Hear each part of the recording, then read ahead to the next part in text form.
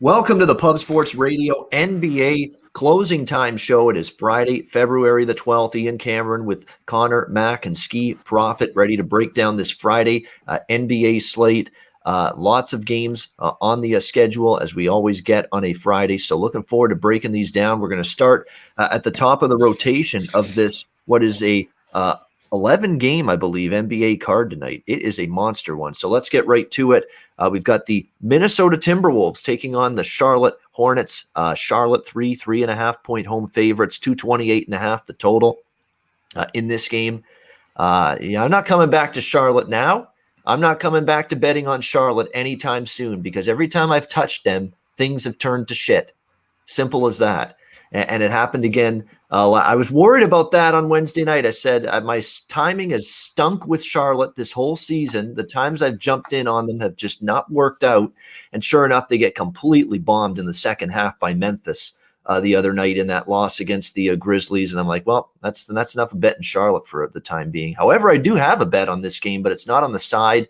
It's on the total. I played it up and over this number. We've seen the fact that Charlotte with LaMelo Ball, James Borrego, Skee and I mentioned it on Wednesday's show, given that guy probably the court time and the floor time that he finally deserves, has played better. He shot the ball extremely well in recent games. There's a little bit more of a brisk pace being played by the Hornets as well during this time that he's played more and been in the lineup. So I'd expect that to continue. Minnesota, not a very good defensive team in their own right. Timberwolves, by the way, it looks like they're going to be without D'Angelo Russell again tonight, but that hasn't necessarily stopped them or slowed them down from scoring. Malik Beasley stepped up. The first overall pick, Anthony Edwards out of Georgia, has shot the ball well lately. You're getting other guys like Naz Reid stepping up offensively, Josh Okogie, and of course it helps that you've got Karl Anthony Towns back. So obviously you're going to be able to get more, certainly points around the rim with him back on the floor. So I see points both ways here. I like mini Charlotte over here, which is around 228.5 with this total where it sits right now. Conor, we'll start with you. What do you like here with Minnesota Charlotte? Yeah, well, other than you, I've had some decent results with the Hornets when I've been on them this year. And this one's a tough one. I just think laying 3.5 is not where I want to be right now with the Hornets. I think it's a good spot for them. But I don't know what's going on with the T-Wolves. I mean, obviously they're better with Karl Anthony Towns back, but he's just gotten back. They were playing really well before he came back. They started winning a few games there and covering. So yeah, my first lean was the Hornets here, but I just don't want to be laying 3.5 with them, and I don't think there's enough value with the T-Wolves, so it was a pass. And I think the number for the total spot on right there. I think it's about right, perfect at 228. So I passed on the total too. I think it could get over. Hornets been trending over.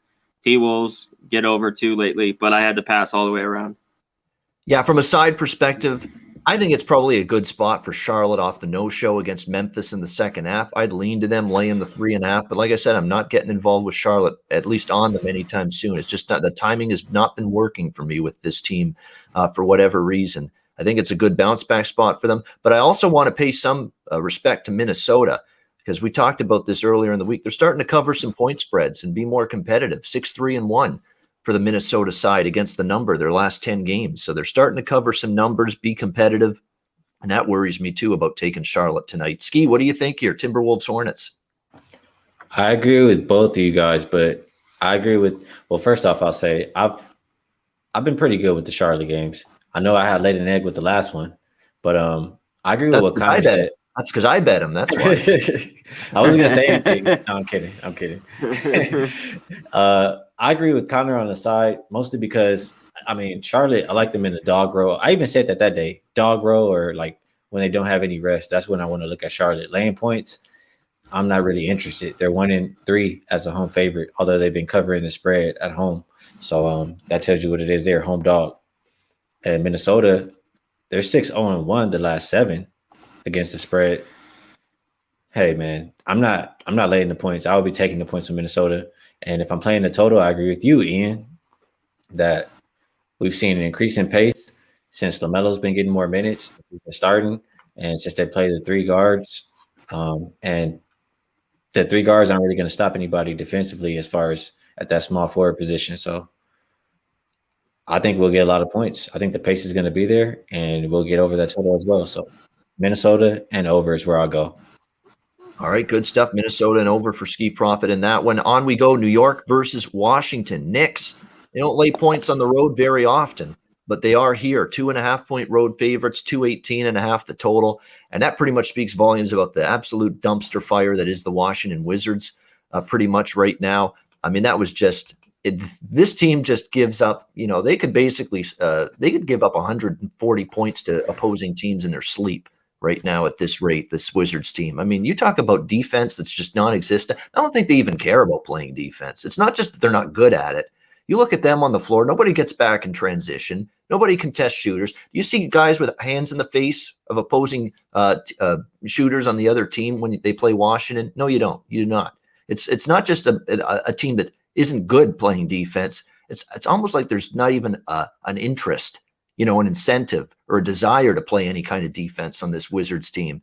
And I think, believe it or not, it gets worse for them defensively when Russell Westbrook's on the floor. I mean, we've been treating Westbrook like a human piñata, on this show and just bashing him left and right lately, but it's warranted. The point spread record and the straight up record of this team when he's on the floor and he plays for the Wizards is a complete disaster. It is it is brutal. It's shameful how bad things have been for the Wizards. They've also been worse defensively. You actually go through game by game logs of Russell Westbrook's season, and you look at all the games he's played, and then those scattered number of games where he hasn't played. And the scattered number of games where he hasn't played have been some of the games where Washington's actually somewhat decent defensively, like the Chicago game when they beat the Bulls earlier this week. Russell didn't play that night, and they actually only allowed 101, and they won the game, and they covered. Russell comes back against the Raptors. They give up way more points. They don't stop anything. They lose the game straight up. They don't cover the number. Simple as that. I'm on New York here, okay, laying the 2.5. Like, I'm not usually someone to rush to lay points with the Knicks, but, I think I'm going to get defense from them. And I know I'm probably not going to get it from Washington. Bradley Beal's also out tonight for the Wizards. It's a designated rest day for him, according to head coach Scotty Brooks. So he's not going to suit up. And that's the one thing that's keeping me off betting the over here. Because like I say, with Westbrook on the floor, pushes pace, can obviously help offensively, but defensively not so much. But without Beal, you're taking away, obviously, the guy that's the be-all, end-all for Washington, shooting the basketball and offensively. So I did lean over, but without Beal, I think the stronger bet for me, at least, Knicks minus 2.5. Skee, what do you think here? New York, Washington. Yeah, I'm not. I'll let you have it there. I'm not backing the Wizards with Westbrook starting, especially without Beal. So that's just not the way I want to look. I'm not thrilled about laying points with the Knicks, but it's just the way it is. The number I have for the game is 5.5, so I'm fine with it. And as far as the total, without Beal, I mean, I know it's a Wizards game, but I think it probably can get under the number. They went under 4 of their last 5, and New York has been an under team as well. So slow pace for New York, and if I think they're going to win, they're going to play at their pace. I'll go under. Yep, 100% right. That's exactly why I'm not too keen on the over, even though that's kind of the way I want to look with Westbrook on the floor for Washington. But without Beal, that's going to hurt them offensively, I think, a little bit tonight. And New York's playing defense and trending under, as you said. And let's give New York credit. I know New York, this is why I think New York can win. New York can beat bad teams. We've seen this in the past. I think against Miami, they played them back-to-back. I thought it was admirable efforts from New York in both of those games against the Heat. So I definitely trust them more, certainly, than this Wizards team right now. Conor, what do you think? New York, Washington? Yeah, I trust the Knicks a lot more. I just laying 2.5 on the road. This is my lean. I haven't bet it yet. And I get it, because the other way around, when Beal's in and Westbrook's out, I'd look towards the Wizards here tonight a little bit. I'm sure they wouldn't be catching 2.5. It'd probably be a pick 'em like it came out, where they'd be -1. But I'm with you guys here a little bit. I got to lean towards the Knicks. And if they dictate pace, this will be under. But I don't even want, and I don't want to take the total, because, like Ian said, this Wizards team can just go, even the Knicks could score probably 118 or something like that, and this could get over, or 115. So I haven't bet it. I have just a lean on the Knicks right now. But if I'm going to bet, I better get to it. I mean, it's at 2.5. I don't know what I'm waiting for. Yeah, this roster. Yeah, this roster for the Wizards, you guys, it leaves a lot to be desired. I mean, without Bradley Beal, you're going to see a lot more Raul Neto tonight on the floor. I like Hachimura. I'll take him on my team. But outside of that, Rudy, big Alex Len, Robin Lopez guy down in that center spot. Davis Bertans is a capable three-point shooter, but he can't stay healthy half the time. He'll end up injured again. Once again, I'm sure of that. They miss Thomas Bryant too. There's no question about that too, the Wizards. But still, this roster's just not very good. I think that's pretty safe to say. Next up, we've got, as we go on down this card here, we've got San Antonio, Atlanta. The Hawks, 2.5 point home favorites, 224.5 the total in this game. This is the beginning of the annual rodeo road trip here for the San Antonio Spurs. They always have it in February. It's a long one. It's usually 7 or 8 games. I think this one's a 7-gamer. It starts here in Atlanta. And it's always that time of the year where, from a Spurs perspective, usually this can sometimes be that road trip where they go on a run.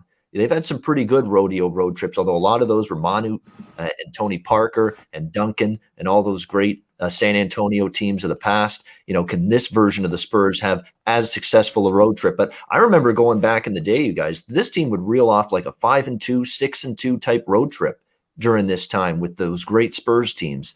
Can this Spurs team do it? That's going to be the big question here.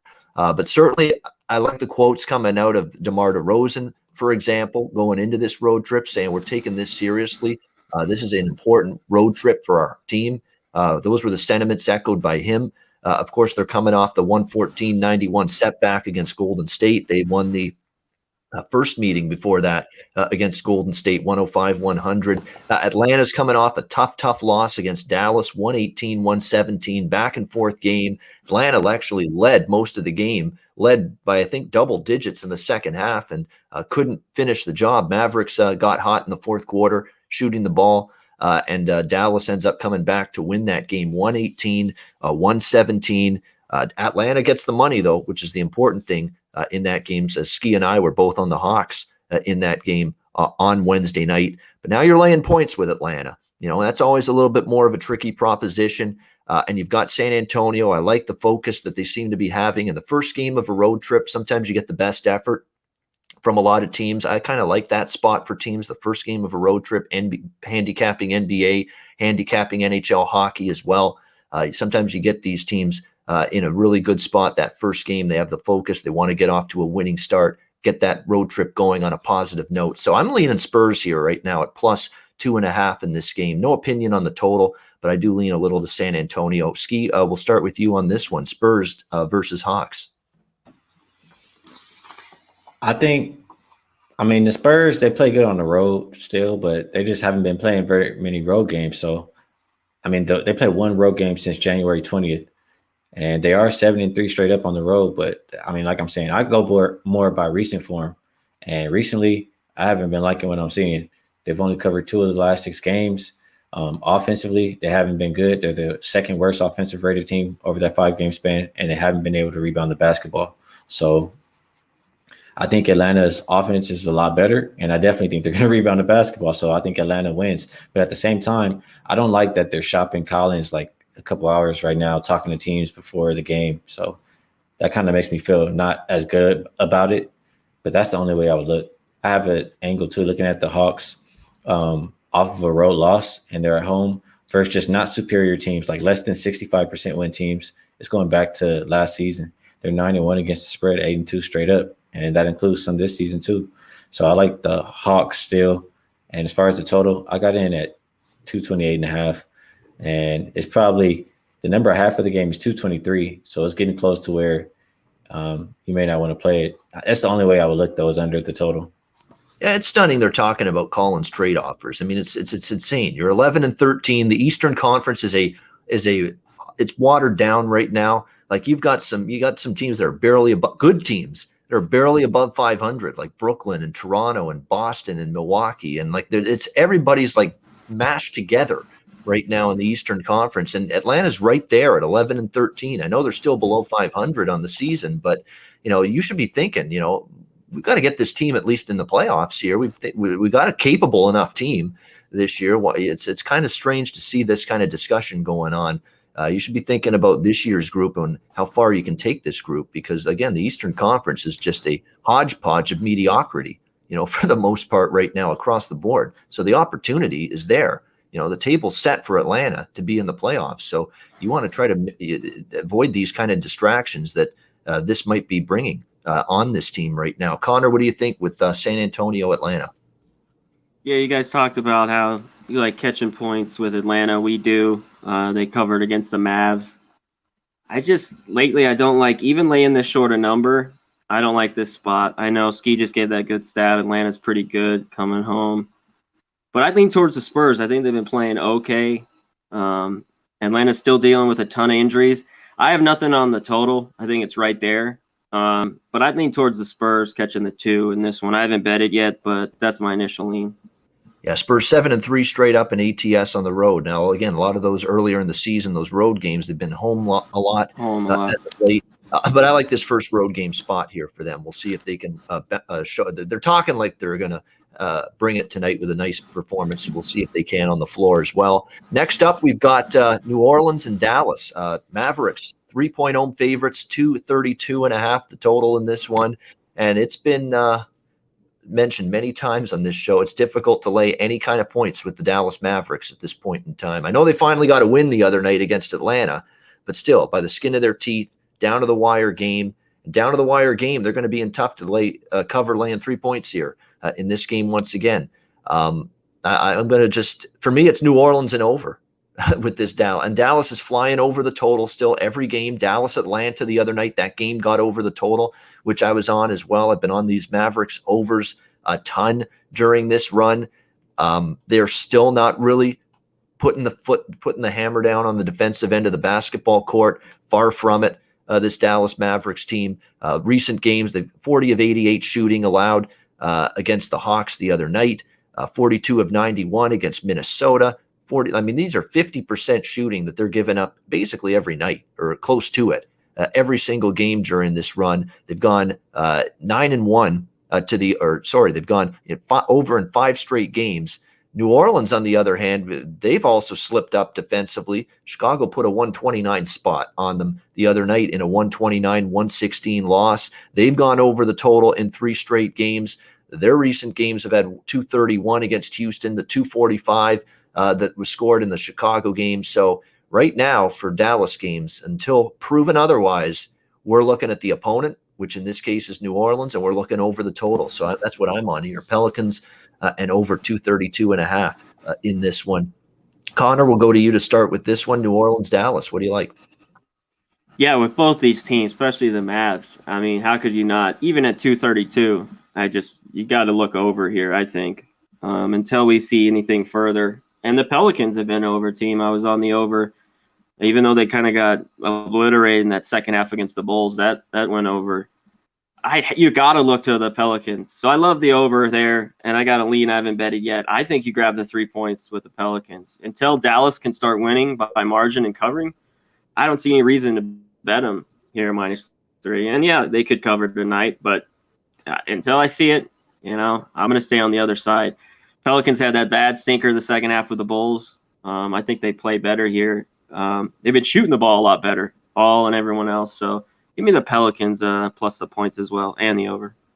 Oh, yeah. Lonzo in particular has been getting over his point drops lately, definitely. And against Chicago the other night did as well. I mean, he's definitely shooting the ball well. And again, offensively, they've got their guys going. Ingram and Zion and Lonzo all contributing very well offensively, shooting a nice percentage. So, yeah, their offense is going right now. And any team with their offense going means you maybe against Dallas, that usually means they're going to give up points. I think we'll see more of the same. Preston with a great comment in the chat. Watch Porzingis defensive highlights. Oh, wait a second. There aren't any. That's sometimes what you get from Chris Stapps. He's an all offense, no defense paint player in the paint and the low post for Dallas. We often see that with him, no question. Skee, where do you stand here with this one, New Orleans and Dallas? Well, you know what? I'm looking over here to the side, and the reason is I was looking at a prop, but in general, Dallas, they're 5-13, I believe, when they're out rebounded. And in this one, Pelicans are the number 2 rebounding team over the last 5 games. Dallas 18. So I think they're going to get out rebounded. So they'll probably lose this game. And like you said, Ian, we talk about we don't want to lay with Dallas. I know it's a shorter number, but I still don't want to lay. They've covered 1 of their last 11. 1-9 is a home favorite. I'm not interested. And rested home teams that won their last game as a favorite, but they had to come back down double digits. That's Dallas. Those teams are 18-39 against the spread. It's a fade. And New Orleans has been playing well besides that one game where they just kind of got tired in the second half on the second of a back-to-back. And I'm not going to fault them too much for having tired legs there. So I think they'll get back to winning ways here. And if I'm looking at rebounds, it's going to be either Steven Adams or Zion. And I was looking at what the numbers are. Steven Adams I can get at 8.5, or Zion I can get at 6.5. I probably like both, but I probably like Adams more because I think he averages a little more than 4 offensive rebounds a game. Yeah, he's definitely a rebounding machine, especially when he's got a size advantage and he can absolutely terrorize a team that's lacking that low post girth. And you can say that often can be Dallas. So that could be a good prop to look at, Steven Adams for sure, with that Mavericks and Pelicans game. We got the Clippers and the Bulls now next up. Clippers 7.5-point road favorites in the Windy City. The total 225.5 to 226 in this game. Chicago, of course, as we just mentioned, they're coming off that aforementioned blowout win against New Orleans. An impressive job by the Bulls. And this is, again, sometimes that point spread role where you don't mind taking a chance with the Chicago Bulls when they're catching bigger points such as this, 7.5 in this game. Paul George is still out indefinitely with the toe injury. And you look now with the LA Clippers, they've had trouble covering numbers as of late, particularly in this range. You know, home favorites to Boston, they lost outright. 8-point home favorites to Sacramento, lose outright. That was a scary result. 8.5-point road favorites at Minnesota the last game. Probably should have covered because they were on cruise control and winning that game comfortably most of the way. But Minnesota slides through the back door, loses by 7, 119-112 in that game. But Clippers fail to cover there. So they're not a team I'm in a rush to lay points with. And the Bulls, believe it or not, beat this or came close to beating, I should say, this Clippers team earlier in the season at Staples. 12-point dogs. Clippers escaped barely back on January 10th with a 130-127 victory against this Chicago Bulls team. And Chicago's actually covered 3 straight in the series history with these two teams. Back on December 14th, 2019, 3-point Chicago win over the Clippers. So you look at this Chicago team, they hung tough for 48 minutes with the Clippers the first time around. Not sure what changes here. I would look toward Chicago here, getting these 7.5 points here in this game. This is where I like Chicago, getting these kind of points, and that's what they're getting here in this game. The totals come down a bit, 226, 225.5. I'm not necessarily sure I agree with that. We've seen the Clippers kind of trend over the total in recent games. 4-0 to the over their last 4 road games, 5-1 to the over their last 6 overall. Now, granted, the guy that sometimes made those overs go for the Clippers is back on him being out, I should say. He's now back on the floor, and that's Patrick Beverley, and he does make them a better defensive team. So maybe you want to hold the phone with the overs for now for the Clippers, but they've still trended over 5 of their last 6 games. So I would lean to that over, and I like the Bulls here a little bit, plus 7.5. Connor, we'll go to you here with the Clippers and the Bulls. Yeah, I got to lean with the Bulls here at home, catching this many points. Like you said, PG's out. Bulls are dealing with a few injuries. I think Carter's a game-time decision unless you guys have something different with this quads. I'd have to go with the Bulls. They played him tough. Ian, you brought up, I was going to bring up that game at Staples Center, the 130-127 that you brought up. I liked what I see. I watched that whole game. I know it was a month ago, but the Bulls are at home. I think they're rested. I think Clippers might win this one, but I think it's tight. So give me the Bulls. And the total, I think, is right there. But for the Bulls to win, I think they got to score. I mean, they got to get in probably the 115 area, which won't be easy. But with PG out, maybe the Clippers are hurting a little bit offensively, so I'm going to stay off the total.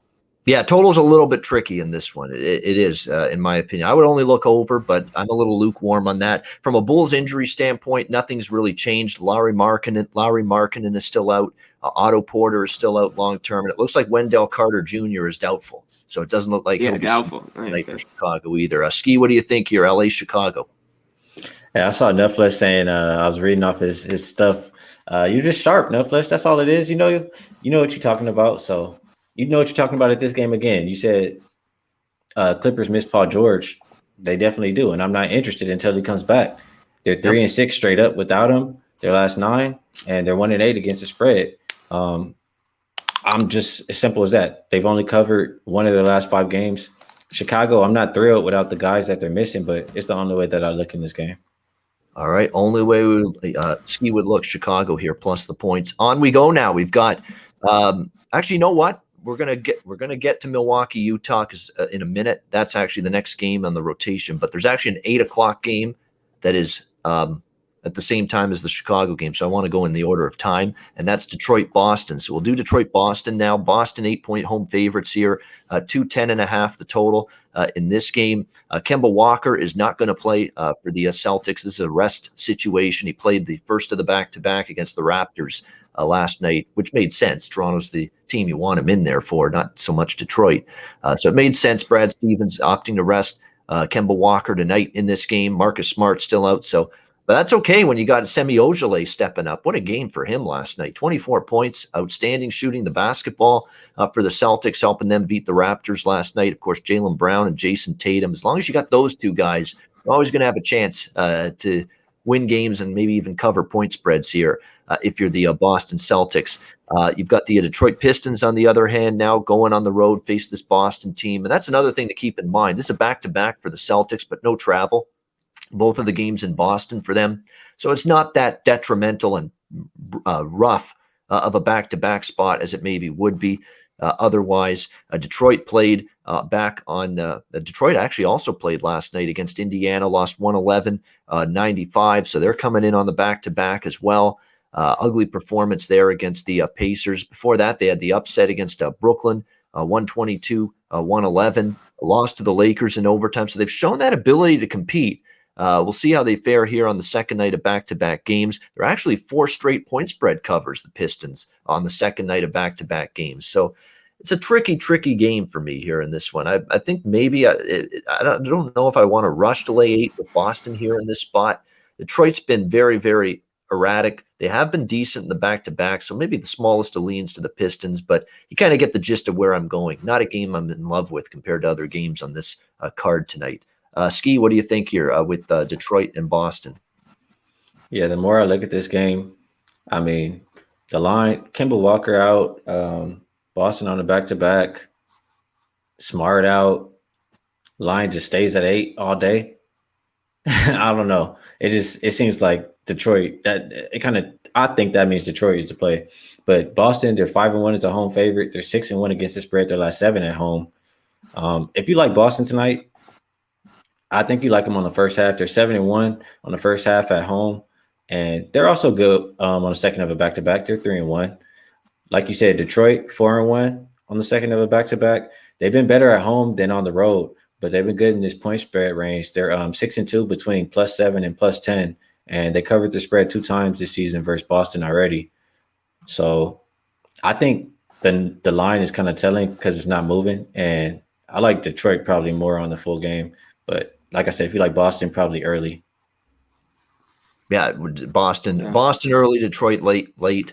Skee liking the Pistons more for the full game, getting the +8 here in this one. Of course, for the Pistons, they've had some changes. They had dealt Derrick Rose recently. So now DeLon Wright's getting a lot of playing time now. That's Wayne Ellington's actually kind of stepped up for them in recent. Jeremy Grant's been they're kind of their all-star this year. Jeremy Grant's had an outstanding season for Detroit, taking advantage of the opportunity, more minutes, more responsibility. It was buried behind a bunch of good players in Denver. Now he's showing off here in Detroit what he's bringing to this team. He's been one of the bright, positive players for this season for the Pistons for sure. Conor, what do you think here, Detroit-Boston? Yeah, this one's tough. I've liked the Pistons all year. I took them in this range, and they've covered a lot for me. I don't love it that much here, though. They're banged up. I think they're a little bit different with Rose gone. They're playing a little bit different. And they got a bunch of guys out. No real stars, but, 4 or 5 guys out right now. I lean towards the Celtics. Yeah, first half would be a good look. And even full game, I think. But the back door's always open. This is the NBA, so it's kind of tough. And Detroit, I was on at least one of those 2 games they played the Celtics tough this year and covered. So not a game that I love, but I lean Celtics here. All right. Game of the night. Got to say this one is Milwaukee and Utah here. You got to just step back and say, whoa, wait a second here. When you first see the point spread for the first time, kind of like what I did, we got Milwaukee as the dog. Yes, we do. A very rare occasion that they are. Utah, 2.5-point home favorites in this game. The total right now sitting at 233.5 in this one. With this Milwaukee team right now, I don't trust them in this game. I'll say that flat out right now about the Milwaukee Bucks right now. Here's a damning stat if you're a Bucks fan and you're hoping for finally a breakthrough, winning the East and maybe getting to an NBA Finals. Here's your damning statistic to maybe get you biting your fingernails and worried all over again. They're 0-5 against the spread last 5 with teams with a 60 or better winning percentage. So what does that tell you? That tells you against really, really great competition, the best of the best, cream of the crop in the NBA. Where's that elite performance? Where's that, hey, toe-to-toe, mano-a-mano with a team at or above us in the standings or on our level, or even someone just within range, kind of like the game we saw the other night against the Phoenix Suns. Phoenix is, one of those pretty good teams. They haven't reached elite status yet, but what ends up happening? In the second half, I'm seeing, Chris Paul take over, have a great second half. Devin Booker take over, have a great second half. I'm seeing the Suns getting all the hustle plays. I'm seeing the Suns getting back on defense and making stops, and I'm not seeing any of that out of Milwaukee. And it's kind of like the Laker game that they played earlier this year where we saw that out of Milwaukee. There's the Lakers getting all the big plays, the big shots offensively, getting the stops on defense late in the game. That's kind of what we saw again against Phoenix the other night for this Milwaukee Bucks team. Now, Milwaukee's got to try to correct those mistakes. Oh, and you got to do it against this hot as a pistol, can't be stopped right now, Utah Jazz team, which just keeps on rolling. It's been an unreal run for this Jazz team. I'm not getting in the Jazz's way here, especially only laying 2.5 here in this game. I would look Utah in this matchup. Again, the Milwaukee record, not only straight up, but especially against the spread, against really good basketball teams, it continues to disappoint.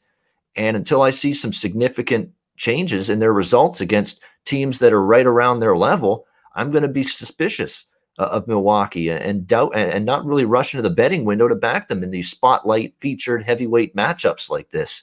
So I would only look Utah here, and it's difficult right now with this Milwaukee team not to bet over the total. I mean, they're just going into the 230s every night. You look at their recent games, we're seeing 240, 240, 228, 234, 237, 249. I mean, they're just smashing these point totals, and you would think both teams are going to want to show off a little bit offensively. So I'm looking Jazz. I'm looking over the total tonight against Milwaukee. Skee, what do you think about the big showdown here, Bucks versus Jazz? If the Bucks are going to have any kind of success, they're going to have to play defense. And I think about who they played last time. They played the Suns, right? And I've been keeping track of this. This is going to be off the top of my head, but I'm pretty sure I added it up right. Bucks, they're 16-1 when they allow less than 116 points, and they're 0-8 when they allow more than 119. And you're thinking the Jazz are going to score points in this game, Ian. You're liking over the total. If you don't have faith in Milwaukee's defense to hold whatever team they're playing down, 9 times out of 10, I mean, it's a loss. So you saying you like the over, I understand being with the Jazz. With that, like you said about Milwaukee playing competition, you can look at them just being a dog. They're 2-7. Their last 9 is a dog. So I know they've been covering lately. They've been focused and playing since Giannis made his speech. They're 5-1 straight up and against the spread. I'm not quite sure that they do it today. I don't want to catch the falling knife against Utah, who's 15-1-1 against the spread their last 17 games. It'll be Utah for me on the spread. And for the total, I think both teams play a little bit of defense tonight. The number I have for the game was 227. It's not what I'm in love with, but that's the way I look. The only thing that I say will kill is Milwaukee's not great guarding the perimeter, and Utah is a very good 3-point shooting team. So that could be a killer tonight. And I like a prop in this game. It's going to be that's another reason why you kept saying me look over to the side. It's going to be Chris Middleton. Ever since Drew Holiday went down, 2 games ago? And the way for success is to have Giannis off the ball and to have Chris Middleton playmaking. He's had, I think, 11 assists, 12 assists the past 2 games. I don't see what stops him from getting over 6.5. So I like that. And I like the other ones I mentioned. Yeah, definitely. It's definitely something you want to keep an eye on. And you're right. I mean, the Utah Jazz have a lot of perimeter firepower, and perimeter D has been an issue at times for the Bucks. Mitchell can shoot the 3.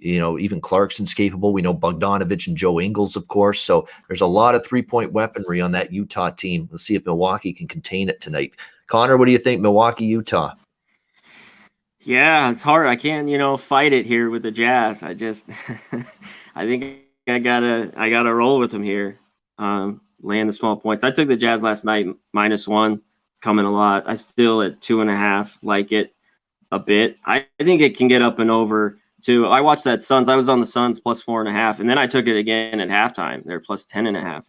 I thought it was crazy. Watching the Bucks is like they're just up and down, score-wise, erratic, and then back on defense. They're lost back on defense. That they'll get. Skee was mentioned that you got shooters everywhere with the Jazz, so that's not going to look good tonight. I can only look with the Jazz here and lean towards the over. And they absolutely you talk about Milwaukee's defense, they were playing pretty well. They were doing it a lot against a lot of weak teams, though. You notice now they're playing some better teams, and that defense is heading south again for the Bucks. And Utah just torched them in the first. They played in Milwaukee earlier this year, 131-118 in favor of the Utah Jazz. And that was they just did whatever they wanted. And I'm worried about deja vu all over again. The one little thing that's sticking in the pit of my gut going into this game that would support your case for Milwaukee is they have been just amazing long-term off a loss from a spread perspective. There's no question about that, but that's not enough for me to want to like Milwaukee tonight. I just want to add on to this Bucks hate because I love it. I've been saying this for a while. The Bucks are overrated. They suck. Giannis sucks, man. He's not that good. He's not. He's got to make free throws too. What the hell? I mean, this free throw shooting's driving me nuts. It's like work on it, man. It's important. You're a big guy. They're not going to let you get any free runs to the rim anymore. They're going to put you on the line. Work on it. Get in the gym. Practice your form. Practice your stroke. Get on the free throw charity stripe. Work on your damn free throws, man. Enough already. Can't take this shit anymore watching these great players who are really good and they can't make their free throws. And Giannis has to know that. This is going to be Hack-a-Shaq part 2 in the making here. Make some free throws. Get better. Work on them. Work. Like Rihanna said, work. That song from years ago. Do it. Yeah, we'll see. I'll say what you said about the free throws. That's another reason. And just in general, I don't like Giannis closing games. I mean, I know they're having Middleton do it more now. They need to do that all the time. But in general, I probably look – if I like the Bucks in games, I probably want to look in the first half. Exactly, because the Milwaukee Phoenix was the perfect example. They're up comfortably at halftime, and then that was just an absolute ambush job by the Phoenix Suns in the second half on Wednesday night. It was a remarkable turnaround, and Chris Paul was phenomenal in that second half. Tells you he's still got a lot of game left in his tank. Oklahoma City and Denver. We've got Denver 11.5-point home favorites, 222.5 the total. So Denver, kind of a circle the wagon spot for them the other night against Cleveland, and they just laid absolute waste to the Cleveland Cavaliers the other night. Does it mean, though, that they're going to be able to do the same here against the Thunder? The one thing that we've seen from the Thunder consistently is they've been competitive. They've been feisty in this on the road. They've been good in this road underdog role, the Thunder, pretty much all season long. But how much more can you go with this patchwork lineup that is, again, going to be without Shai Gilgeous-Alexander, your best offensive player by far with that knee injury. And now you're not just coming off one crippling loss where you gave it all against the LA Lakers and fell short, but now you're coming off back-to-back. Gave it all, did everything we could, expended all kinds of energy. We couldn't have played any harder. And what did we get for our efforts? Two just heartbreaking, gut-wrenching, kick-in-the-teeth losses in a row in overtime to the LA Lakers. 119, 112, 114, 113, both of them in overtime.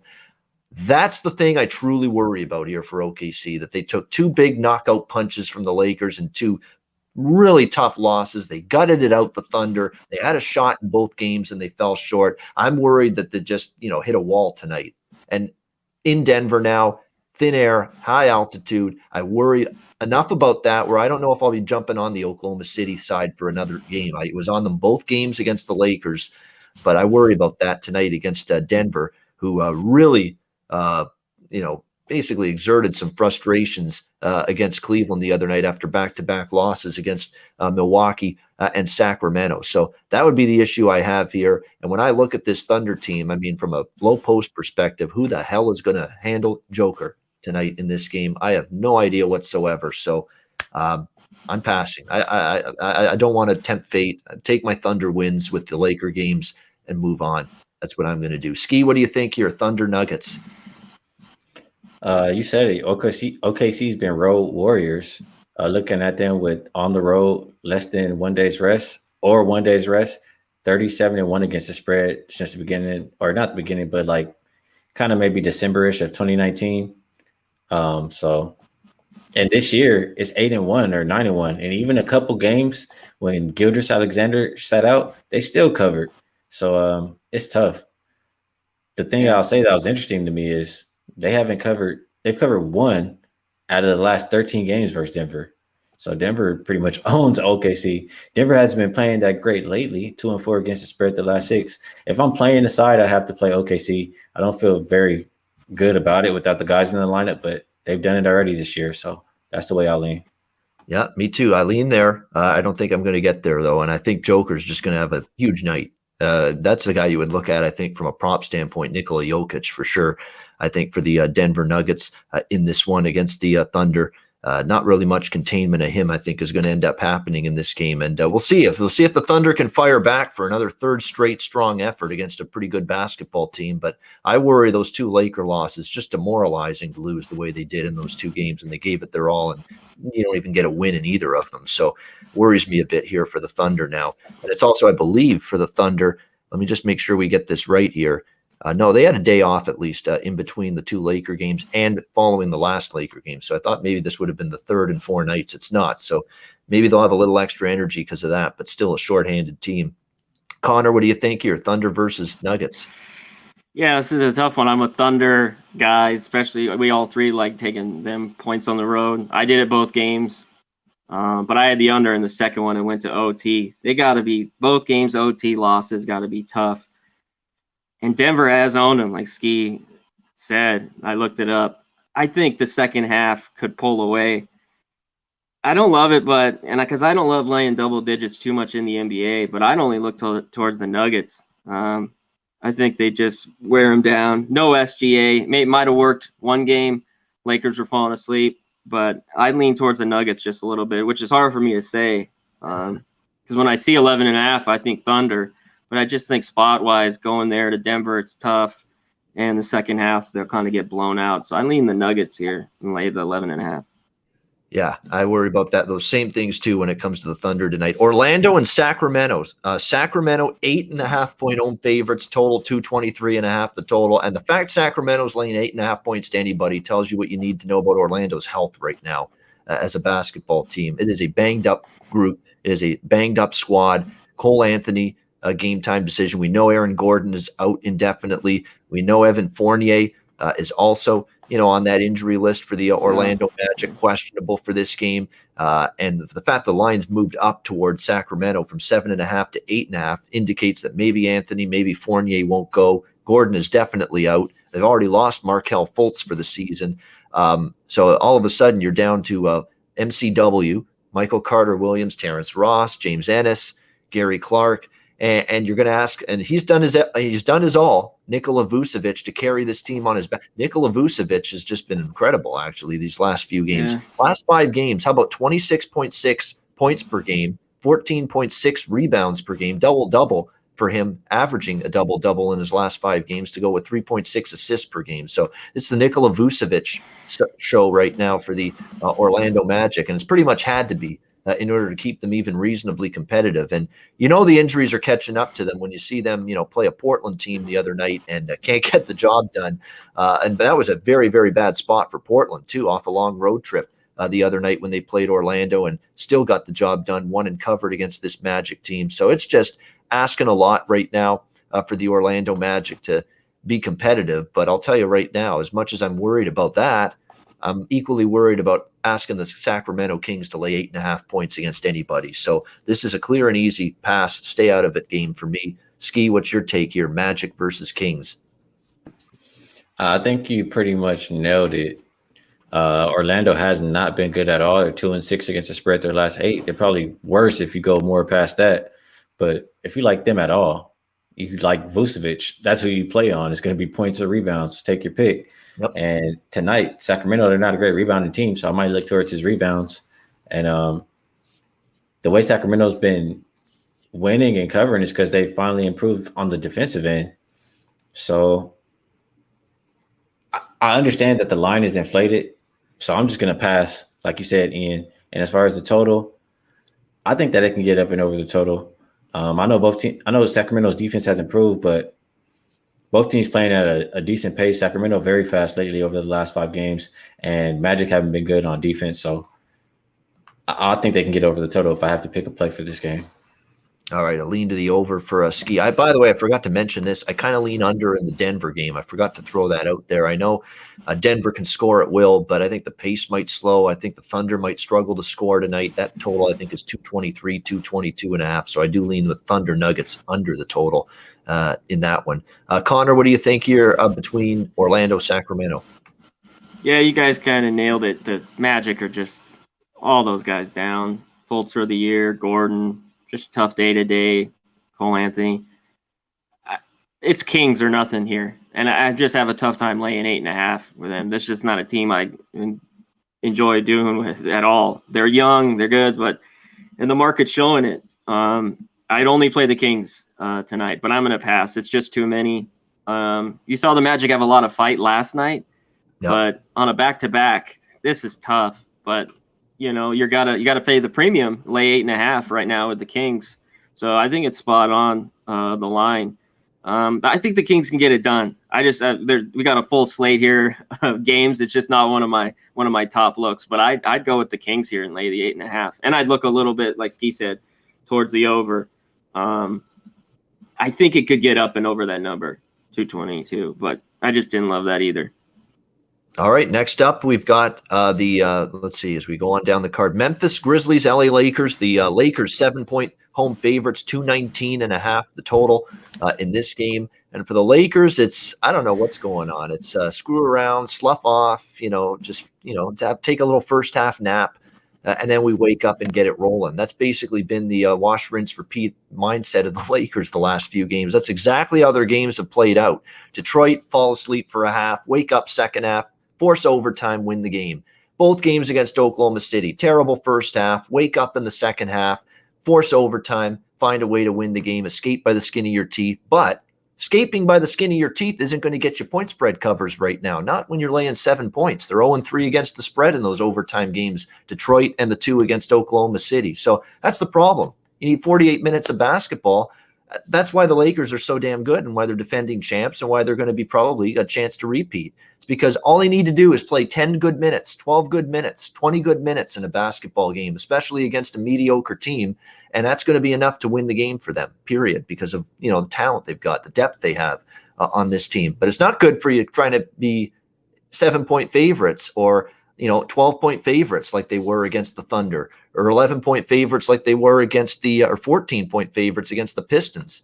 So that's the issue here. So to keep a long story short, I'm not laying 7 with the Lakers here in this game against the Memphis Grizzlies. Memphis coming off at least a win that snapped a 4-game losing streak. I can't say I'm in love with the way Memphis is playing, but let's give them credit where credit was due.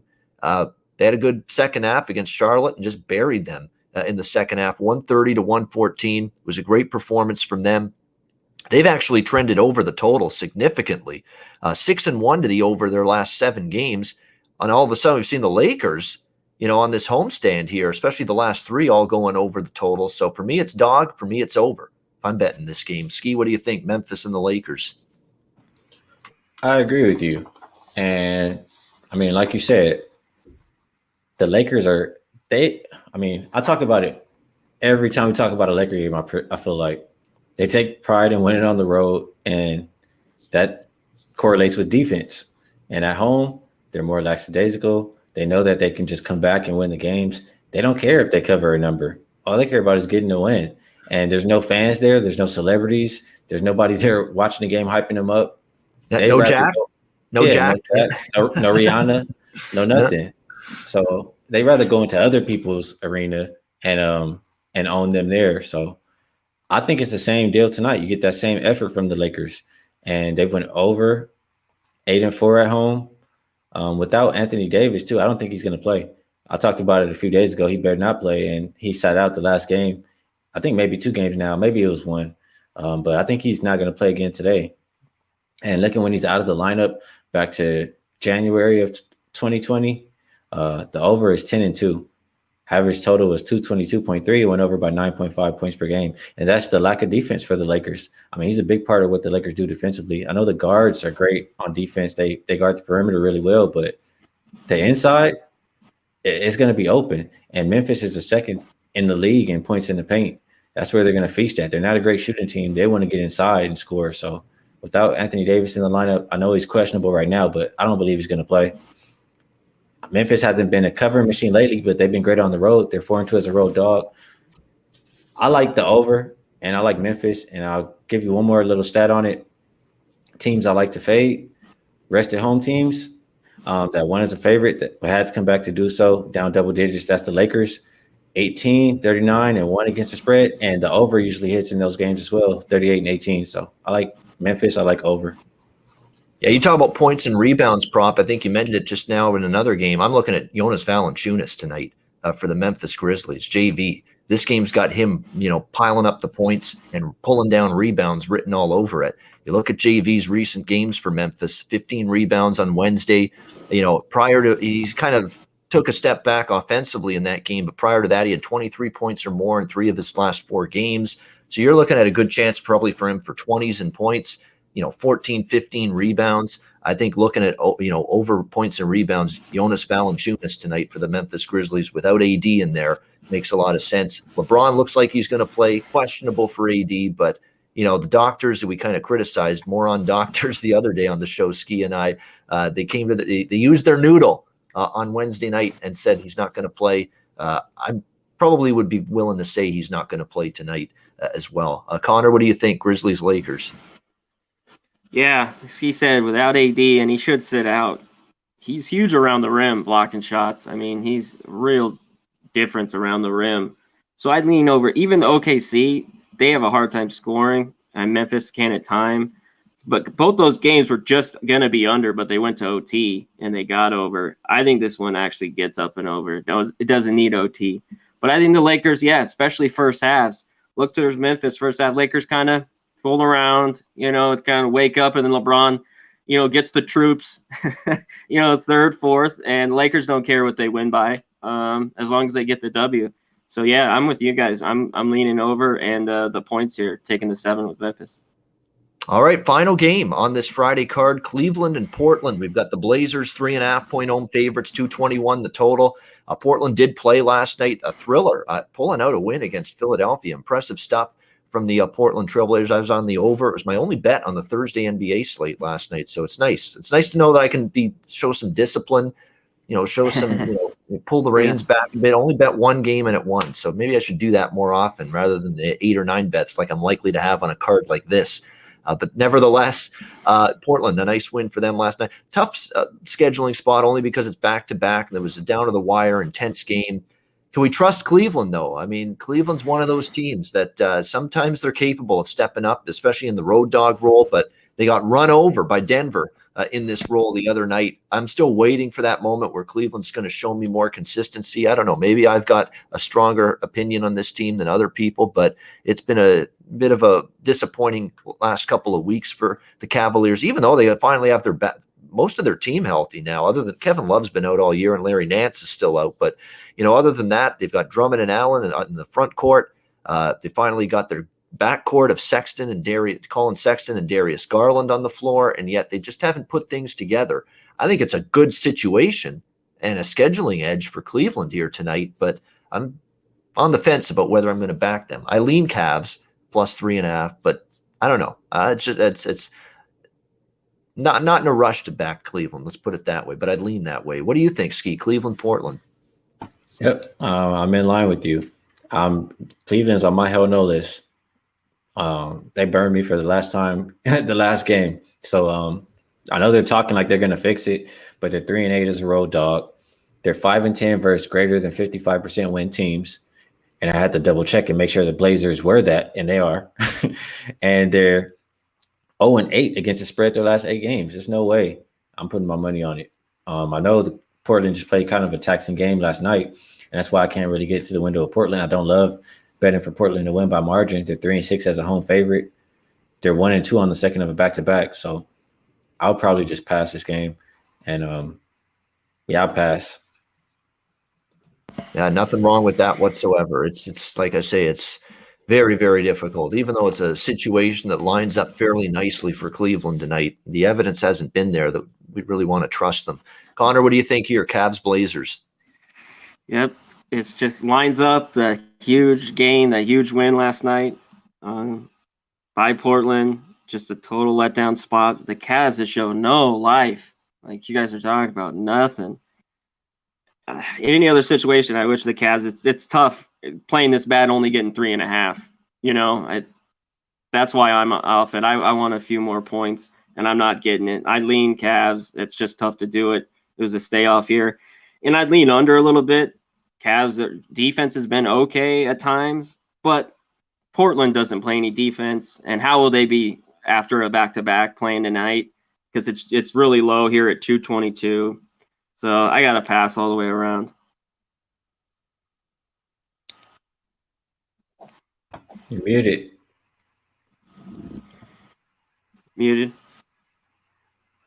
Oh, I'm muted. Sorry. Yeah, there we go. I was waiting for Skee to go ahead, and I'm muted the whole time. Yeah, this is a tricky one to wrap up the card for sure. So I understand why everybody's got a bit of a leery opinion when it comes to this game. All right, that is the Friday card. 11 games. It's a big slate. We'll get to best bets in just a second. Conor, before that, a word from our sponsors.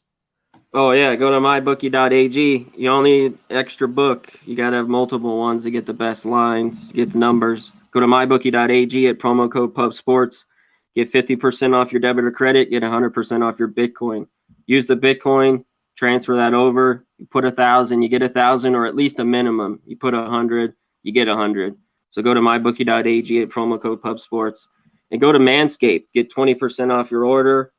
Get all the tree trimmer. Valentine's Day is coming up. It's a great purchase. 20% off. You get to shave the face, the whole body, downstairs. Keep the ladies. Keep it tight. Keep everything shaved. No one wants a bush down there, especially Valentine's Day. So go to Manscaped and promo code PUBSports to get 20% off. It's a great product, and order it up. Countdown's on. Yeah, Valentine's Day, February 14th, for those that care. I ain't one of those people. Nevertheless, let's move on. Best bets now for this Friday NBA slate. Skee, we'll start with you. What do you got for a best bet tonight? I'm thinking if I should go prop or if I should go game. I kind of already told you the two props I like, so you guys already know what I like there. So I'll just tell you what I think right now is probably my favorite game. And it's that total in the Lakers game. I'm very high on the Lakers playing towards overs at home and just not really caring about defense. And I talked mostly about the Lakers. So right now I'll just say Memphis has been over 5 of their last 7. And 7 of their last 8 games, they all went over 218. The one that didn't was at 218. So I think we get up and above that number. All right, there we go. Memphis, LA Lakers over 219, I believe is the best number right now with that. Yes, 219 with Memphis and the LA Lakers over 219 for Skee with his best bet. Conor, what's yours tonight? Best bet for NBA on this Friday? I was going to do this one, but I'm going to go tougher. I like the Pelican Mavs over. I'll throw that to the side. Give me the Chicago Bulls plus 7.5. My best bet tonight. They cover at home tonight. Yeah, Clippers struggling to cover. Chicago plus 7.5 against the Clippers. And remember, Chicago gave the Clippers a battle at Staples earlier this year, only lost by 3. So Conor going with the Chicago Bulls plus 7.5 against the LA Clippers. Mine is going to be Minnesota Charlotte over 228.5. Another over. I like Skee. Minnesota Charlotte over 228.5. That'll be my best bet for this one. We've seen the offensive explosion in Charlotte with LaMelo Ball's increase and move to the point guard spot. We've seen this Charlotte team obviously pick up the pace a little bit possessions-wise, and it's bears out in their numbers. Their possessions per game, the last 3 are higher than their overall full season possessions per game numbers. That tells you there's more pace, there's more driving the ball down the court going on with this Hornets team, and I think we see that tonight with the Timberwolves. And again, Charlotte gave up just 130s to Memphis, so they're still a little bit suspect defensively, and we know Minnesota is. So for me, it's Minnesota Charlotte over 228.5. That is going to be my best bet for this Friday NBA slate, and that'll wrap it up. Thanks to everyone for tuning in. We appreciate it. Over 100 live viewers. Thanks to everybody for watching here on Pub Sports Radio. Conor and I will be back tomorrow, 11 a.m. Eastern, 8 a.m. Pacific, the college basketball closing time show, the Saturday edition. Looking to keep it going. A 7-1 best bet run for me on the show going into Saturday in college hoops. So we'll see if we can keep that going. The 3 of us will be back with you on Monday, 4 p.m. Eastern, 1 p.m. Pacific for another edition of the NBA Closing Time Show. For Skee Profit, for Conor Mack, I'm Ian Cameron. Have a great Friday. Enjoy the games and good luck in NBA action. And we'll see you again next time right here on Pub